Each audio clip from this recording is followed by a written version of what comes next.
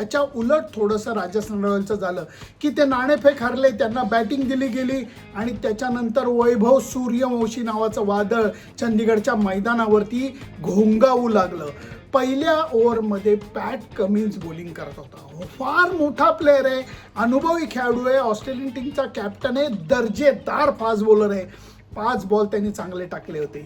6वा ball त्यांनी योग्य लेंथला टाकला म्हणल्यानंतर सरळ बॅटनी वैभव सूर्यवंशीने त्याला पहिली सिक्सर मारली आणि त्याच्यानंतर समोर यशस्वी जयस्वाल होता, भारतीय संघाकडनं खेळणारा यशस्वी जयस्वाल. 24 साली जेव्हा आपण वर्ल्ड कप जिंकला तेव्हा टीममध्ये होता तो यशस्वी जयस्वाल, ज्याचा प्रेक्षक झाला होता. कारण तो समोर बघत होता वैभव सूर्यवंशी काय करतोय, काय बॅटिंग केली या पोरानं, काय बॅटिंग केली आणि याच्यामध्ये त्याचा दरारा वाढलेला दिसला, त्याची दहशत पसरलेली दिसली. बॉलरला हे कळून चुकलेलं आहे, आपली लाईन लेंथ याच्यामध्ये थोडीशी जरी चूक झाली तरी त्याचा फायदा वैभव सूर्यवंशी कसा घेतो. हे म्हणत असताना वैभव सूर्यवंशीने मारलेल्या षटकारांकडे तुम्ही लक्ष द्या. 99% षटकार सरळ बॅटनी मारलेले षटकार होते. बाउन्सरवरती त्यांनी जे हुकचा शॉट मारला आणि एक जो स्क्वेअर कटची सिक्सर मारली ते बाउन्सर होते. रिव्हर्स स्वीप, आडवं पडून उभं पडून काही करायची वेळ त्याला येत नाही, इतका तो सरळ बॅटनी सुद्धा एक जबरदस्त परिणाम साधून दाखवतो.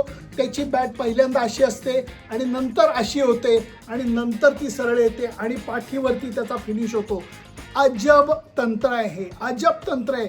आणि हे करत असताना सचिन तेंडुलकर जसं म्हणालेलं आहे की हे करत असताना त्याचा जो उजवा पाय, तो लेफ्ट हँडर आहे म्हणून तो म्हणतो त्याचा तो उजवा पाय तो कसा तो अलाइन करतो शॉट मारत असताना, बरोबर पोझिशनमध्ये येतो आणि सरळ बॅटनी तो षटकार मारतो.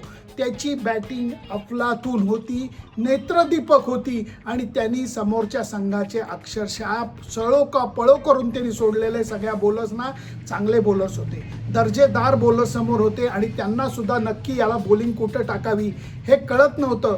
आणि 97 धावांवरती तो परत एकदा षटकार मारताना आऊट झालेला आहे, नाहीतर त्याच्या नावावरती विविध रेकॉर्ड्स लागलेली असते. हे म्हणलं तरी त्यांनी गेलचं सिक्सरचं रेकॉर्ड तर मोडीत काढलेलं आहे IPL सीझनमधलं. आणि हे करत असताना त्याच्या चेहऱ्यावरती शांतता असते, घाई नाही, गडबड नाही, उगाच स्टाईल नाही. आऊट झाल्यानंतर एखादा लहान मुलगा जसा रोजतो, अरे मी आऊट कसा झालो असं म्हणतो, तसं तो विकेटवरनं जायलाच तयार नव्हता.